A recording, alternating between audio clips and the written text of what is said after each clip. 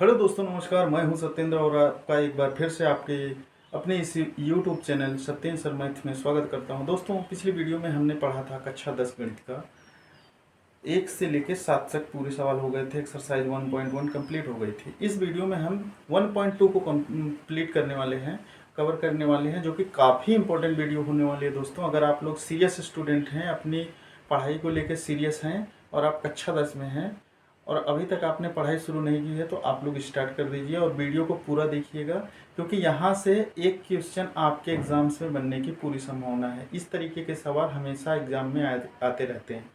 तो चलिए, देर न करते हुए हम वीडियो की शुरुआत करते हैं। तो पहला प्रश्न है 1.2 का।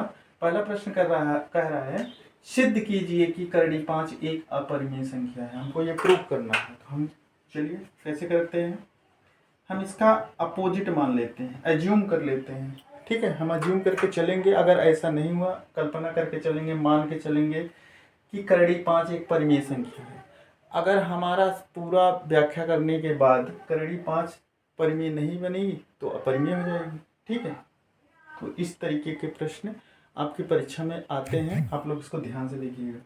हम इसको कैसे करेंगे। सबसे पहले हम मान लेते हैं, माना करड़ी 5 एक परिमेय संख्या है। परिमेय संख्या है। और कोई भी संख्या अगर परिमेय होती है तो हमें पता है कि हम उसको भिन्न के रूप में, फ्रैक्शन में लिख सकते हैं। तो करड़ी 5 बराबर क्या हो जाएगा, ए बटे बी, जहाँ ए और बी क्या है, सहअभाज्य को प्राइम नंबर है। सहअभाज्य को प्राइम क्या होता है, सहभाज्य क्या होता है। सहभाज्य ऐसी संख्याओं को कहते हैं जिसमें कॉमन फैक्टर एक हो, जिसका उभयनिष्ठ गुणनखंड सिर्फ एक हो। जैसे मैं यहाँ पे लिखूं 8/13, मान लो यही लिखा है 8/13। तो 8/13 में अगर मैं कॉमन ढूंढने जाऊंगा तो मुझे सिर्फ एक मिलेगा। जैसे मैं 8 को अगर गुणनखंड करूं तो 1 × 2 × 2 × 2 और इसको लिखूंगा 1 × 13। तो आप देख रहे हैं, साफ साफ आपको दिखाई दे रहा होगा कि एक ही कॉमन है, इसके अलावा कोई भी नंबर कॉमन नहीं है।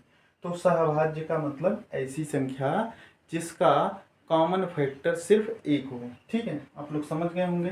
तो आप क्या करेंगे, बी का गुणा यहाँ कर दीजिए, तो हो जाएगा बी करड़ी 5 बराबर ए। अब दोनों पक्षों का वर्ग कर दीजिए, स्क्वायरिंग बोथ साइड्स, दोनों पक्षों का वर्ग करने पर जब आप दोनों पक्षों का वर्ग करेंगे तो हो जाएगा b², या तो मैं करके एक बार दिखा देता हूँ आपको, b√5 इसका होल स्क्वायर हो जाएगा और a का स्क्वायर हो जाएगा। ठीक है। अब क्या हो जाएगा, b का स्क्वायर क्या हो जाएगा, b²। करड़ी 5 का जब स्क्वायर करेंगे तो 5 मिलेगा, और उस 5 को हम यहाँ भी लिख सकते हैं, यहाँ भी लिख सकते हैं। हम पहले ही लिख दे रहे हैं 5b² = a²। इसका मतलब क्या होगा, 5 को अगर मैं इधर ले जाऊंगा तो a²/5 हो जाएगा। इससे निष्कर्ष क्या निकला, क्योंकि 5 a² को विभाजित करता है,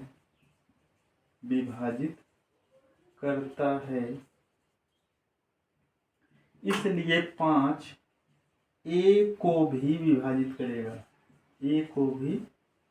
विभाजित करेगा। ऐसा परिमेय नंबर 1.2 में कहा गया है। ठीक है, 5 a² को विभाजित करता है तो 5 a को भी विभाजित करेगा। अब हम एक एज्यूम्पशन बनाते हैं, मान लेते हैं, माना a बराबर, क्योंकि a 5 a को विभाजित करता है तो a के गुणनखंड में 5 तो आएगा ही, इसके अलावा कुछ भी आ सकता है। तो a बराबर 5 तो आएगा ही, इसके अलावा भी कुछ आ सकता है। तो 5c, क्योंकि a को 5 विभाजित करता है तो a के गुणनखंड में 5 तो होगा, ये तो कन्फर्म है। इसके अलावा कुछ और भी हो सकता है, तो उसको हमने c मान लिया है। तो यहाँ पे कोष्टक में लिख देंगे, जहाँ c एक धनात्मक पूर्णांक है, पॉजिटिव इंटीजर है, धनात्मक पूर्णांक है। ठीक है, अब हम इसको समीकरण 1 मान लीजिए, समीकरण 1। अब यहाँ पे नीचे लिखेंगे, इधर नहीं, हम इधर लिखते हैं।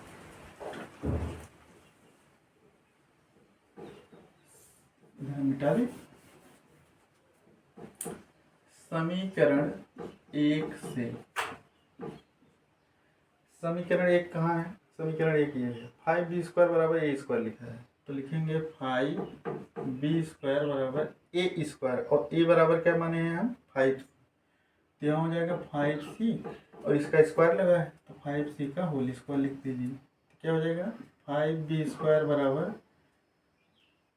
5 का वर्ग 25, c² हो जाएगा, 5 से काट दीजिए, 5 × 5 = 25, यानी b² बराबर क्या हो जाएगा?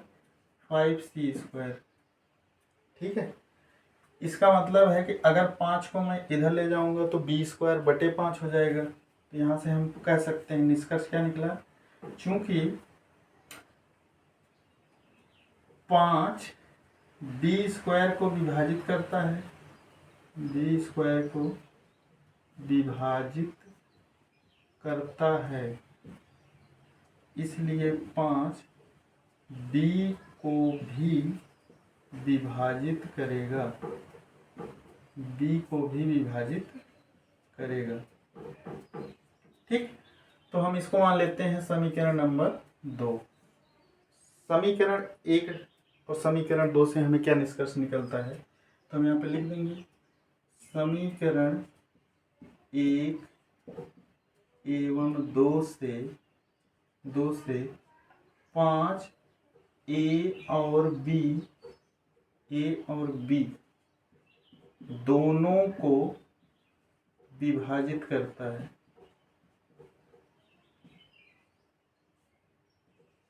ठीक है, 5 ए को भी विभाजित कर रहा है, यहाँ पे ए को भी विभाजित कर रहा है और यहाँ पे बी को भी विभाजित कर रहा है, जबकि हमने जो हमारी कल्पना थी वह सहभाज्य था। सहभाज्य का मतलब एक के अलावा दूसरा कोई कॉमन फैक्टर नहीं होगा, लेकिन यहाँ पर 5 ए को भी काट रहा है और बी को भी काट रहा है। यह तो ये विरोधाभास हो गया। यह विरोधाभास का मतलब है कॉन्ट्रडिक्शन। अगर मैं इंग्लिश में लिख दूं तो कॉन्ट्राडिक्शन। तो यह विरोधाभास किस कारण हुआ है? यह विरोधाभास हमारी गलत कल्पना के कारण। आपको ये सब स्टेटमेंट परीक्षा में लिखना होगा दोस्तों। अगर इस तरीके के सवाल आ गए इस तरीके के प्रूव करने के लिए, तो ये स्टेटमेंट आपको लिखना पड़ेगा। यह विरोधाभास हमारी गलत कल्पना के कारण प्राप्त हुआ है, अतः √5 एक अपरिमेय संख्या है। क्योंकि हम क्या माने थे? परिमेय सिद्धि नहीं हुआ, वहां पे कॉन्ट्रडिक्शन हो गया, विरोधाभास हो गया, अतः √5 एक अपरिमेय संख्या है। दोस्तों काफी महत्वपूर्ण सवाल है ये। आप लोग इसको 1-2 बार घर पे जरूर प्रैक्टिस कीजिए, क्योंकि सफलता एक दिन में नहीं मिलती है, लेकिन सफलता एक दिन जरूर मिलती है। ठीक है, अब चलते हैं क्वेश्चन नंबर 2 की तरफ।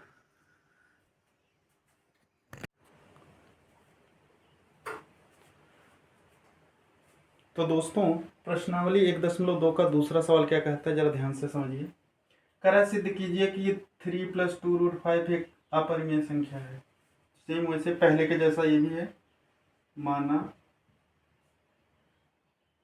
3 + 2√5 एक परिमेय संख्या है।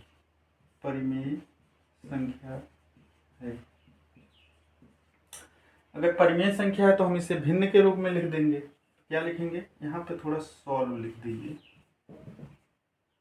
तो क्या लिखेंगे 3+2√5 बराबर a/b। ये परिमेय संख्या हो गई a/b के रूप में, जहां a और b सह अभाज्य है। दोस्तों इस तरीके से आपको हर सवाल में ये लिखना होगा कोष्टक के अंदर। और सह अभाज्य क्या होती है मैंने पिछले सवाल में मैंने बता ही दिया आपको। अब क्या करेंगे, यहाँ पे 3+2√5 है, 3 प्लस है, 3 को उधर ले जाइए, क्या हो जाएगा यहाँ 2√5 बराबर a/b। 3 को उधर ले जाएंगे तो माइनस हो जाएगा, क्योंकि कोई भी संख्या अगर इधर प्लस में है बराबर के इस तरफ जाती है तो माइनस में होती है। ठीक है, तो यहाँ पे हो जाएगा 2√5 बराबर a माइनस b का 3 में गुणा 3b और अपॉन यहाँ पे b। ठीक है, अब इस 2 को भी उधर ले जाइए तो यहाँ क्या बचेगा √5। 2 जब इधर गुणा में है ना, इधर आएगा भाग में, तो क्या हो जाएगा a माइनस 3b बटे b तो है ही है। अब ये 2 भी इसी के बगल में आ जाएगा गुणा करो। ठीक है, ये हो गया। अब यहाँ पे आप क्या देख रहे हो, a और b, ये जो ab है ये क्या है पूर्णांक है, पूर्णांक का बटे पूर्णांक, अगर पूर्णांक ये भी है पूर्णांक ये भी है, अगर दोनों का बटा हो गया तो ये परिमेय बन जाती है। ठीक है, तो हम क्या लिखेंगे, जहां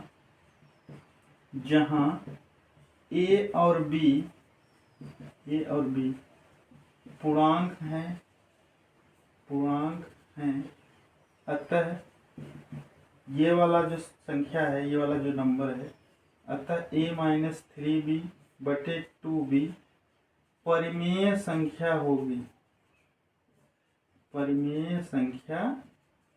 होगी। इधर का परिमेय हो गया, लेकिन ये करड़ी 5 क्या है, अभी पहले सवाल में ही मैंने बताया करड़ी 5 एक अपरिमेय संख्या थी, मैंने सिद्ध करके दिखाया आपको, जबकि करड़ी 5 एक अपरिमेय संख्या है। अपरिमेय संख्या है। ठीक, समझ में आया।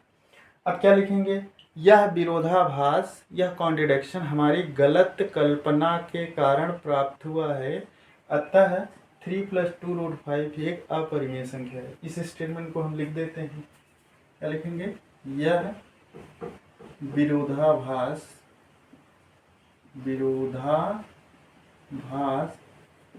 हमारी गलत धारणा लिख दीजिए, कल्पना धारणा एक हमारे लिए गलत धारणा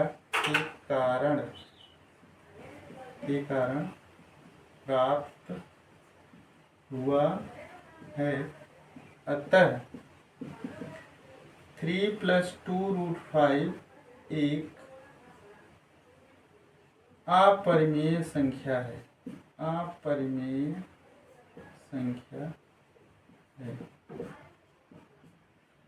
इस तरीके से अगर आप लोग परीक्षा में लिखते हैं तो 2 नंबर तो आपका कंफर्म होने वाले हैं। ठीक है, इस तरीके के सवाल 2 नंबर एकदम पक्का आने वाले हैं। चलिए अब अगले सवाल की ओर चलते हैं, सवाल नंबर 3 को देखते हैं।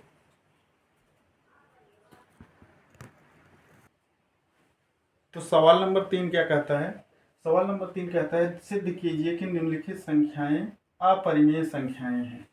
कैसी संख्याएं हैं, अपरिमेय संख्याएं, आपको ये प्रूव करना है।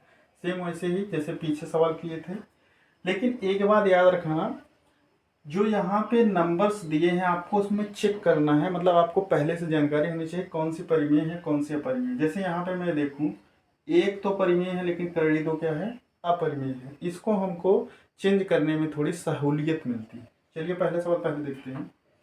तो पहले इसको सिद्ध करना है तो हम क्या मानेंगे, माना 1/√2 एक परिमेय संख्या है, परिमेय संख्या है यानी रेशनल नंबर है। तो क्या लिखेंगे हम, इसको हम फ्रैक्शन में लिख देंगे, भिन्न के रूप में हम लिख सकते हैं। तो 1/√2 = a/b। यहाँ क्या लिखेंगे, जहाँ ए और बी सह अभाज्य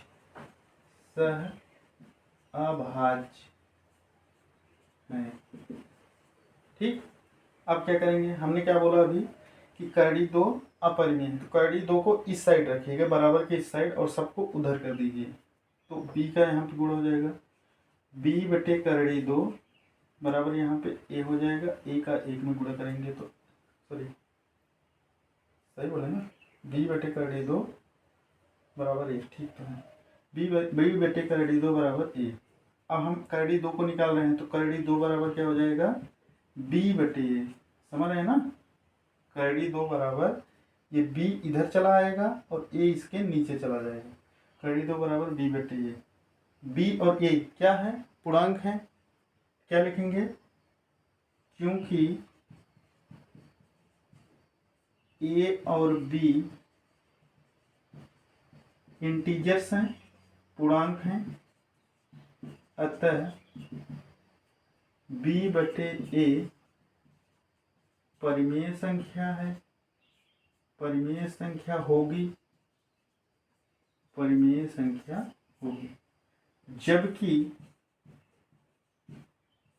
करड़ी दो एक कैसी संख्या है, अपरिमेय संख्या है, अपरिमेय संख्या है। यह कल्पना जो हम मान के चले थे वो गलत हो गई ना, तो विरोधाभास हो गया। क्या लिखेंगे, क्या लिखेंगे, लिखेंगे यह विरोधाभास, यह विरोधाभास हमारी गलत कल्पना के कारण प्राप्त हुआ है, कल्पना या धारणा के कारण प्राप्त हुआ है, अतः एक बटे करड़ी दो अपरिमेय संख्या है। ठीक है, आप लोग इसको ध्यान से समझ लीजिएगा एक बार फिर से। हम मान के गए थे कि यह परिमेय संख्या है, ऐसा हमने कल्पना कर लिया था, लेकिन हमने बाद में देखा कि इधर दो अपरिमेय है, लेकिन इधर परिमेय हो गया। अपरिमेय परिमेय के बराबर कोई भी संख्या हो नहीं सकती है, तो ये हमारी कल्पना क्या हो गई, गलत। ये हमारी कल्पना क्या हो गई, गलत। आइए दूसरा सवाल करते हैं।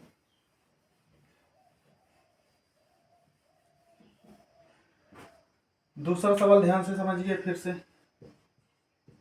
पहले आपको डिसाइड करना होगा कि 7 करड़ी 5 में कौन सी अपरिमेय है। तो करड़ी 5 अपरिमेय है, क्या लिखेंगे, सबसे पहले यहाँ लिखेंगे माना 7√5 एक परिमेय संख्या है। ऐसा अजम्पशन हम करके चल रहे हैं, अगर हमारा अजम्पशन गलत है तो वह परिमेय नहीं होकर अपरिमेय हो जाएगी। हम मान के चलेंगे कुछ, जैसे दो बच्चे हैं, जिसका नाम राम है, उसका नाम श्याम है, तो हम राम को श्याम मान के चलेंगे। ठीक है, तो अगर श्याम नहीं हुआ उसका नाम तो राम होगा। ठीक है, दो ही लोग हैं ना, एक परिमेय है एक अपरिमेय है, परिमेय मान के चलेंगे, परिमेय सिद्ध नहीं हुआ तो अपरिमेय हो जाएगा।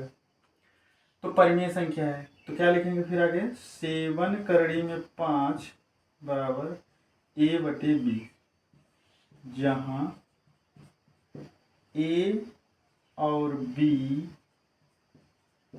सह अभाज्य है, सह अभाज्य है। अब क्या करेंगे, 7 को उधर ले जाइए, तो करड़ी 5 बराबर ए बटे बी, तो है ये यहाँ गुणा है ना इसमें, तो इधर भाग हो जाएगा बटे 7।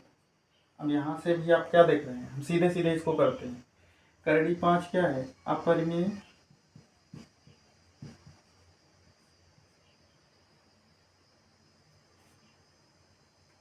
और ए बटे 7 भी क्या है, परिमेय।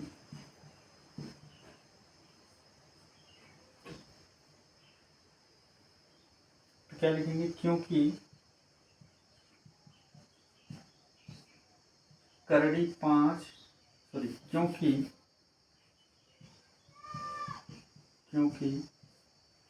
ए बटे 7 भी एक परिमेय संख्या है। परिमेय क्यों है आपको पता है ना, ए और बी पूर्णांक है। जब दो पूर्णांकों का आपस में भाग होता है या बटे के रूप में लिखी जाती है तो उसको परिमेय बोलते हैं। जैसे ऊपर लिखा गया ए बटे बी, ए और बी क्या है, पूर्णांक भी है और सहभाज्य संख्याएं भी हैं। क्योंकि ए बटे 7 भी एक परिमेय संख्या है, जबकि करड़ी 5 या √5 एक अपरिमेय संख्या है। बहुत गर्मी है यार। अपरिमेय संख्या, यह अपरिमेय है, वो परिमेय है। तो यह विरोधाभास क्यों हुआ है, हमारी गलत कल्पना के कारण लिखेंगे। यह विरोधाभास हमारी गलत धारणा के कारण प्राप्त हुआ है। गलत धारणा के कारण प्राप्त हुआ है। अतः 7 करड़ी 5 एक अपरिमेय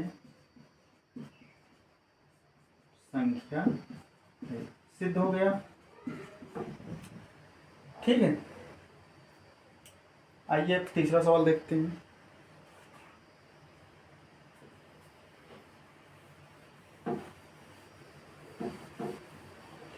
तीसरा पार्ट क्या कर रहा है, तीसरा पार्ट कर रहा है 6 प्लस करड़ी में 2 को अपरिमेय सिद्ध करने का।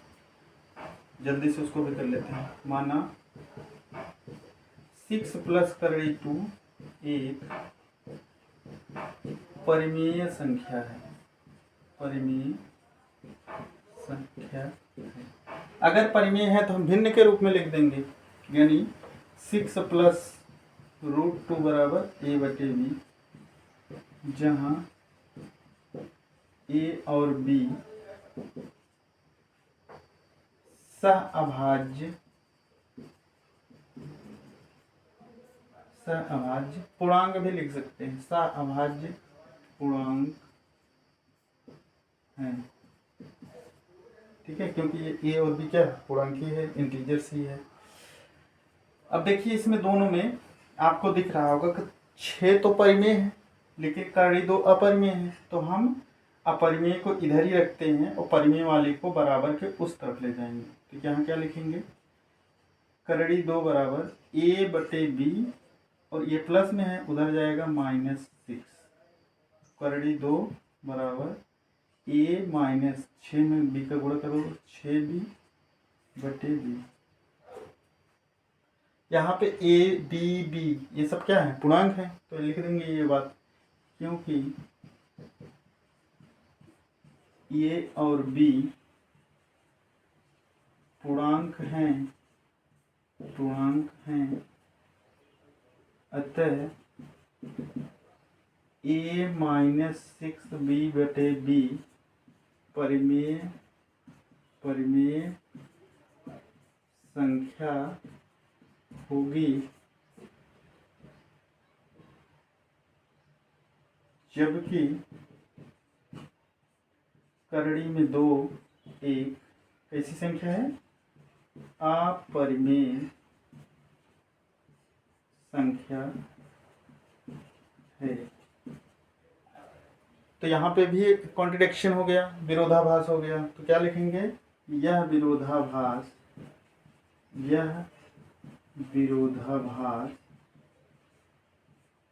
हमारी गलत कल्पना के कारण प्राप्त हुआ है। अतः 6 प्लस √2 एक अपरिमेय संख्या है। ठीक है, तो इस तरीके से ये प्रश्नावली 1.2 समाप्त होती है। दोस्तों इस प्रश्नावली के जो सवाल हैं आप लोग घर पे लगाया करिए, और आप सबके लिए मैं एक होमवर्क दे देता हूँ, आप लोग होमवर्क ले लीजिए। होमवर्क में आपको सिद्ध करना है, सिद्ध कीजिए कि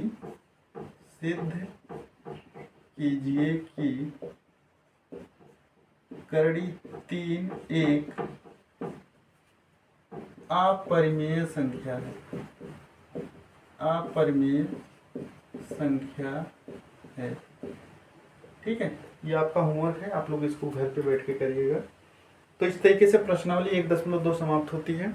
अगली वीडियो में अगली प्रश्नावली स्टार्ट करेंगे, तब तक के लिए धन्यवाद, नमस्कार।